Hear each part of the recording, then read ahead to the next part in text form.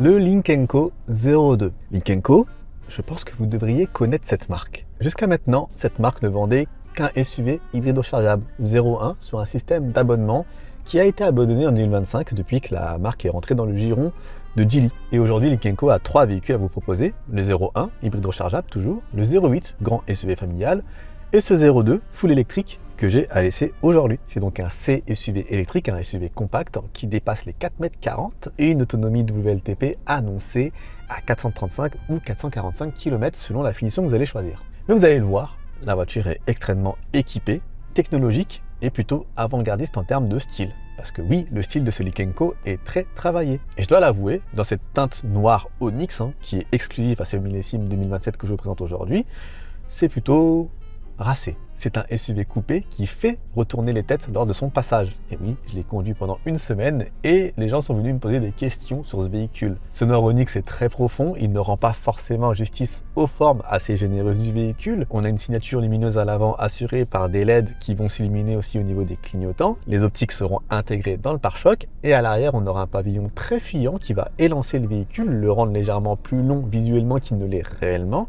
et qui va accueillir les feux arrière, une bande LED qui va faire toute la poupe du véhicule. Même si je n'aime pas beaucoup les SUV, il faut dire que pour celui-ci, le résultat est plutôt cohérent et crédible. En tout cas, les têtes qui se sont retournées, avec soit de l'admiration, soit de la curiosité sur mon passage, me permettent de le conclure de manière assez formelle. Et si je devais noter un élément particulier de design, ce serait les rétroviseurs qui sont posés sur une espèce de totem, une espèce de branche, sous lequel on trouvera la caméra, ce qui permettra aux rétroviseurs de pivoter sans que les caméras soient affectées. Et SUV coupé oblige, nous n'avons pas de montant au niveau des portes. Là, la porte est ouverte, là, c'est comme ça que vous me regardez, et je n'ai pas de montant qui vient gêner le champ de vision.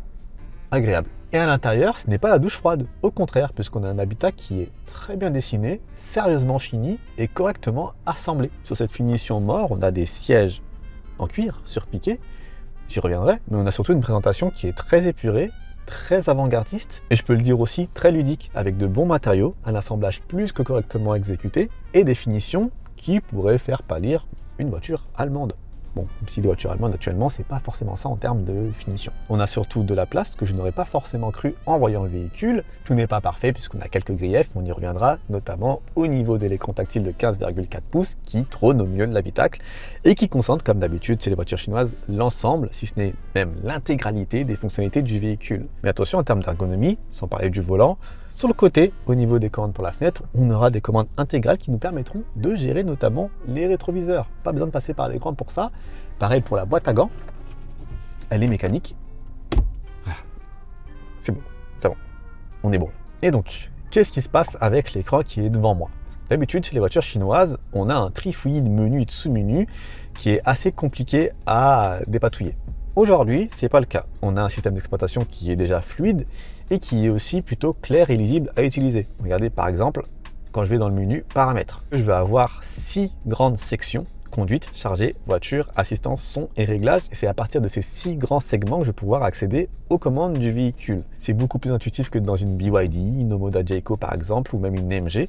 Et j'apprécie ça, surtout que le système est fluide. Il est compatible Apple CarPlay et Android Auto, sans fil, ce n'était pas le cas sur les précédents millésimes, et donc c'est à noter. Et il comporte toujours un GPS maison, bon, avec un planificateur qui demande encore un petit peu d'amélioration, mais on y reviendra sur la route. Derrière le volant, sur lequel je reviendrai juste après, un écran aussi lisible qui a plusieurs affichages disponibles, sport, minimaliste ou avec la carte.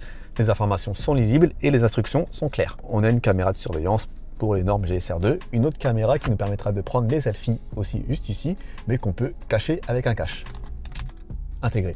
Le volant, lui, il est plutôt ergonomique, il n'a pas beaucoup de touches, et une petite mallette là qui va sortir, des bitonneux qui vont sortir un petit peu du volant, c'est plutôt agréable à utiliser. Voilà, j'ai envoyé de la musique, on va la couper, on va pas se faire copyright strike quand même. À gauche, ça va gérer tout ce qui est aide à la conduite, à droite, ça va vous permettre de gérer les médias et aussi de gérer le menu qui est devant l'écran sur l'instrumentation. Et si on veut parler d'ergonomie des sièges, dans cette finition mort, ils sont en cuir, ils sont confortables, on a des surpiqûres et des accents jaunes à peu près partout dans l'habitacle, sur le volant ici, sur la ceinture, sur les sièges. En tout cas, on s'y sent bien, on s'y sent un petit peu à la maison. Il faut aussi savoir que la caméra qui est devant moi vous permet d'avoir de la reconnaissance faciale, donc votre visage sera associé à une position de conduite. Et au niveau des équipements en plus que vous apporte cette finition mort, on va noter les 14 haut-parleurs Harman Kardon qui donnent un son de qualité, les jantes 20 pouces qui auront une incidence sur le comportement routier. on y revient sur la route. Pour revenir une dernière fois sur le volant, sachez que vous disposez d'un bouton personnalisable sur lequel vous pouvez adosser, paramétrer des fonctionnalités différentes, notamment la caméra 360 degrés, elle aussi incluse sur la finition Moore, qui est très bien définie et qui nous permet de voir la voiture sous toutes ses coutures. À l'arrière, on a pas mal de place, même si l'habitacle s'avère être assez sombre. On a un toit panoramique aussi qui n'a pas de vélum, mais qui est teinté d'origine pour protéger des UV et ne pas faire trop cramer votre habitacle. Et mention très bien aux fixations Isofix qui sont très visibles, sur lesquelles il sera très facile d'installer votre siège bébé. Il faut aussi noter que les deux places latérales à l'arrière sont très confortables, très spacieuses et vous n'aurez pas de problème de genoux qui vont cogner ou même de garde-toit grâce au toit panoramique. Et concernant le coffre motorisé, nous sommes à 410 litres avec un double fond. Certains pourraient dire que c'est décevant, mais c'est dans la moyenne de la catégorie. Et on a surtout un double fond qui nous permettra de loger encore plus d'affaires. Et aussi à l'avant, un petit frunk de 15 litres qui nous permettra de loger notamment le câble de recharge, mais pas grand chose de plus. Il a le mérite d'exister et ça c'est très bien. Et donc niveau motorisation, comment on s'en sort avec cette Lynk & Co 02 ? Comme elle partage la même plateforme que ses cousines de chez Zeekr et chez Volvo, on a la même base technique, un peu plus de 60 kWh, une batterie qui peut sortir 200 kW, soit 272 chevaux, et des performances qui répondent avec un 0 à 100 en 5,5 secondes. Mais bon, tout ça, c'est que du papier, on va aller vérifier ça sur la route, et on y va maintenant. Et bienvenue à bord de ce Lynk & Co 02. Et en préambule, je dois vous le dire, j'avais des a priori. Parce que c'est une voiture chinoise, et les voitures chinoises, elles ont certains défauts récurrents. Et je pensais que j'allais lui attribuer aussi. C'est pas forcément ce qui s'est passé durant mon essai et les près de 400 km que j'ai parcouru à son bord. Intéressé durant cette partie routière, vous allez voir que ça vaut quand même le coup de s'y intéresser quelques minutes. Comme d'habitude, moi je vais commencer par ce qui est le plus important, c'est le feeling au volant. C'est la direction, c'est la suspension, c'est l'amortissement, c'est le freinage. Et je dois dire que globalement, on est sur le haut du panier en ce qui concerne les voitures chinoises sur tout ce qui est liaison sol. Le châssis sera plus précis que celui d'une BYD, que celui d'une MG, que celui d'une Jayco ou d'une Omoda. Oui, je peux le dire.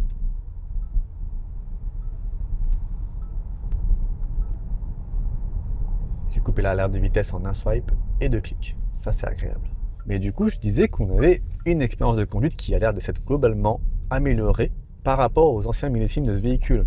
On est sur un millésime 2027. Et oui, j'ai vu des essais où certains défauts étaient pointés. Je ne les ai pas retrouvés au volant du véhicule. Moi, je ne les ai pas retrouvés au volant de cette version en tout cas. Si on commence par tout ce qui est suspension et amortissement, c'est typé quand même confort. Attention, on n'est pas sur quelque chose de très très ferme. Il y a beaucoup de remontées, notamment de bruit, sur sol un petit peu abîmé parce qu'on est sur des gens de 20 pouces sur la version More que j'ai aujourd'hui. Et c'est un peu le lieu commun avec toutes les voitures équipées de grosses jantes. On est sur un SUV, donc il faut un peu plus affermir entre guillemets à basse vitesse. Là, vous le sentez, vous l'avez entendu, je pense. Sur route cabossée, oui, c'est sûr que ça va pas être votre tasse de thé. Mais j'ai l'impression que toutes les voitures font ça aujourd'hui. Toutes les voitures un peu surélevées, avec des flancs tout petits au niveau des pneus. Cette voiture est très stylée. Vous allez forcément le payer d'une manière ou d'une autre à la conduite. Et ça va être sur ce point précis que ça va être pas forcément agréable. Mais c'est pas rédhibitoire. Parce que dès que vous roulez sur un billard, c'est très agréable. En plus, la sonorisation, on y reviendra, est vraiment au point. Mais globalement, vous allez avoir une voiture qui sera plutôt douce et agréable à conduire. Au niveau de la direction, par contre, comme d'habitude sur les voitures récentes, on ne sent pas grand-chose. On n'a pas beaucoup d'informations qui sont données par la direction. Elle est réglable sur 3 niveaux, légère, standard ou forte. Dur, on va dire, surtout pour le mode sport. J'ai roulé une partie de l'essai en mode sport pour avoir le maximum de résistance. Ça marche bien sur route avec plus de 80 km/h, ça marche beaucoup moins en ville où la direction reste quand même plus dure. Et même si cette direction renvoie peu d'informations, elle reste précise. Donc sur les trajets, sur les courbes, la voiture sécurise. Même sur route mouillée, avec cette monte de pneus à 20 pouces, on a du mal à sentir les limites, ça c'est sûr. Mais on ne se sent pas en danger lorsqu'on pousse un peu la voiture dans ses derniers retranchements. Même si j'aurais tendance à le rappeler, c'est pas le type de voiture qui est fait pour taper fort dedans, même si on a quand même 272 chevaux. Et sur le freinage, vous avez un mode one pedal qui reste quand même assez compliqué à gérer, mais qui se dose. Il faut s'y habituer sur les premiers kilomètres, et dès que vous avez trouvé le geste juste, là ça marchera mieux. Moi je ne l'ai pas utilisé sur mon essai, je préfère gérer le freinage avec la pédale de frein. On a un freinage qui est accrocheur, qui est mordant, dont l'attaque est plutôt agréable, pas surprenante, Là-dessus, c'est un très bon point. Parlons un petit peu agrément et performance. On va accélérer. Alors, ça accélère fort, mais on ne le sent pas. C'est parce que la courbe de puissance a été extrêmement lissée pour ne pas avoir une accélération brutale. Donc oui, ça reprend, mais ça ne reprend pas de manière fulgurante parce que les performances, elles sont là. On est quand même sur un 0 à 100 en 5 secondes 5. Avec ce niveau de puissance-là, vous vous doutez bien que pour être dynamique en ville, pour s'insérer, pour dépasser, vous le ferez toujours en toute sécurité. Et même si on est sur une propulsion, encore une fois, le SP veille au grain et vous allez avoir du mal à vous faire peur avec cette voiture-là, qui n'est pas de toute façon très joueuse. Et pour l'agrément de conduite, on pourrait croire qu'avec l'électrique, il y a moins à dire. Bon, c'est vrai qu'il y a quand même moins à dire par rapport à un thermique ou une hybride, ça c'est certain, mais il y a quand même des différences de comportement notables. Comme on est sur une voiture qui est typée beaucoup plus confort, on a quelque chose de beaucoup plus lent, entre guillemets, à la réaction. Vous n'allez pas être sur une voiture typée Renault, où dès que vous appuyez, ça va partir. Non, comme je vous l'ai expliqué, la courbe de puissance va être lissée, mais c'est pareil pour la décélération. Vous allez avoir un tampon assez épais entre le moment où vous allez lâcher la pédale d'accélération et le moment où la voiture va commencer à décélérer selon le niveau de régénération de freinage que vous aurez choisi. Encore une fois, ça peut surprendre au départ. Lorsqu'on s'y habitue, et j'ai pu m'y habituer assez vite, ça va beaucoup mieux. Vous voyez, hein, c'est très facile. On essaie de prendre l'épingle un peu fort, mais non, pas de souci. On s'insère, paf, 110 km/h. Et on va commencer à activer la conduite semi-autonome de niveau 2. Et là-dessus, pareil pour les ADAS, j'avais lu des papiers comme quoi elles étaient un peu hésitantes. C'est pas ce que j'ai ressenti au volant de la voiture. On a aussi l'aide au changement de voie. Donc là, je suis en train de changer de voie pour laisser passer la belle Renault Velsatis qui arrive derrière moi. Et la voiture, elle a changé de voie toute seule. Pareil, le problème, entre guillemets, c'est que l'aide de changement de voie, il faut l'activer à chaque démarrage. Et ça, c'est dommage. C'est amélioré et je pense que c'est une fonctionnalité qui pourrait être corrigée via une mise à jour. Et de toute façon, ce genre de propositions, ce genre d'idées, vous pouvez les remonter et les proposer via l'application intégrée Collab dans Lynk & Co qui vous permettra de faire remonter ces informations, ces idées, ces propositions aux équipes de Lynk & Co. Directement au siège. Ça, je trouve ça plutôt pas mal. Mais lorsqu'on n'a pas désactivé les ADAS, lorsqu'on a gardé tout ce qui est maintien dans la voie et compagnie, tout ça, alors oui, les ADAS sont plutôt très entreprenantes, on va dire. C'est-à-dire que si vous vous écartez de votre chemin, la voiture va reprendre le contrôle avec une certaine autorité. Et ce que moi je vais vous conseiller, c'est de quand même bien suivre la route, d'être quand même sérieux dans votre trajectoire, parce que ce que j'ai remarqué en laissant les aides activées, c'est que lorsque je suis un peu plus scrupuleux en termes de respect de trajectoire, j'ai pas de problème. Il faut le dire aussi, c'est vrai qu'on se plaint beaucoup de ces aides à la conduite, on se plaint beaucoup de maintien dans la voie plutôt agressif sur certaines voitures. Mais si vous êtes concentré, vous restez bien centré dans votre voie en tout temps, vous n'aurez quasiment jamais de problème. Après, si on peut essayer, on va désactiver. On va tout réactiver. Regardez. Voilà. À gauche, ça revient. Voilà, j'ai la voiture qui juste me recale tranquillement. Là, pour le coup, c'était pas super agressif. On va essayer dans le virage, voir si je vais trop près de la ligne. Ah non, elle me dit rien. Ah là, vous entendez l'alerte de survitesse. L'alerte de survitesse qui est au final assez discrète. J'aurais cru qu'elle serait plus agaçante. On est donc sur une expérience assez différente de ce que les autres marques peuvent proposer actuellement sur le marché. Je ne suis pas particulièrement sensible, mais je dois avouer que ça m'a quand même pas mal plu. Et ça, c'est amplifié par une expérience logicielle, expérience utilisateur, qui est plutôt bonne aussi, voire même très bonne. Parce que certes, les différentes options et équipements et ADAS, il faut aller les chercher dans des menus, des sous-menus, mais c'est bien présenté et ça change aussi des interfaces entre guillemets basiques chinoises. Je l'ai dit dans le statique, mais le fait d'avoir 6 grandes sections lorsque vous appuyez sur le bouton paramètres, ça aide à mieux retrouver ces options. Et pareil, quand vous conduisez, certes, le planificateur, lui, il aura besoin d'être amélioré parce qu'il manque un peu de fiabilité par moment, c'est sûr. Il est beaucoup trop optimiste lorsque vous allez voyager, parce que sur autoroute, on est sur une voiture qui consomme plutôt pas mal. Et on y reviendra tout de suite sur la consommation. Et globalement, c'est une expérience qui est plutôt rafraîchissante. On a beaucoup de voitures qui se ressemblent toutes et tous. Et là, Lynk & Co, je connaissais pas, mais je suis assez content qu'ils soient venus me chercher pour que j'essaie le véhicule parce que j'aimerais bien tester leurs autres véhicules maintenant. Bon, allez, on y retourne et on parle consommation. Sur autoroute, là où l'électrique galère le plus, vous allez tabler sur du 24 kWh, ce qui vous donnera sur un 100%, 0%, un peu moins de 250 km. 180 km de 90%. Sur la globalité de mon essai, on m'a annoncé une voiture qui consommait énormément.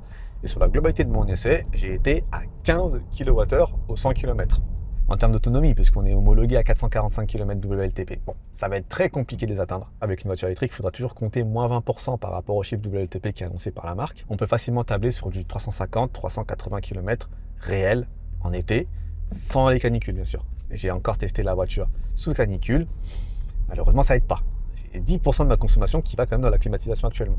Et concernant la recharge, on va être à 150 kW de puissance maximale en pic, avec une courbe stable, 10 à 80% en 30 minutes. Ça, c'est très bon. Mais pour le préconditionnement de la batterie, ça sera avec le planificateur. Pour ne pas le lancer manuellement, pareil, ça, c'est une option que je vais proposer à collab aux équipes de Lynk & Co. Bon, je pense qu'on a fait un bon petit tour des capacités routières de cette Lynk & Co 02. On va revenir sur la base pour faire notre conclusion. Tout de suite. Le verdict sur cette Lynk & Co, sur ce Lynk & Co 02 full électrique. Très bonne surprise, très belle surprise. Je ne m'attendais vraiment pas à apprécier autant ce véhicule sur le temps que j'ai pu l'essayer. C'est un rapport qualité-prix assez intéressant par rapport à ce qui peut être proposé sur le même segment. Donc, très belle surprise pour moi. C'est un véhicule que je vous recommande réellement d'aller essayer en concession. Prenez le temps d'aller le voir, de le prendre en main, de le vérifier, même de l'essayer sur la route. Et vous me dites en commentaire ce que ça donne. C'était Davy, je vous laisse avec les vidéos qui pourront vous intéresser juste ici, là, à droite et à gauche. Et je vous dis à la prochaine. Soyez bénis. Peace.